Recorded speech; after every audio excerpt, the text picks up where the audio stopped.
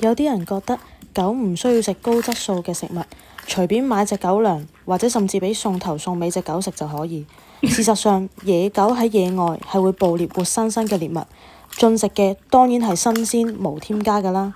咁點解餵飼冇激素、有機或者新鮮食材俾隻狗，會令人哋覺得啲狗矜貴呢？不過餵狗食生肉或者鮮食嘅大前提係隻狗唔揀食。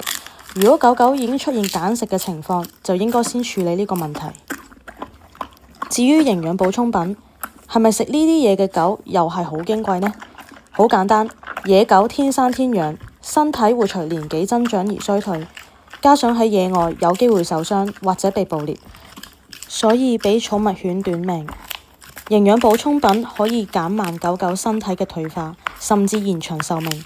當然啦，餵呢啲產品之前呢，最好諮詢咗獸醫嘅意見先。講到底，都係因為人類想狗狗陪伴耐啲，你大可以唔餵，等狗狗自然衰退而死亡。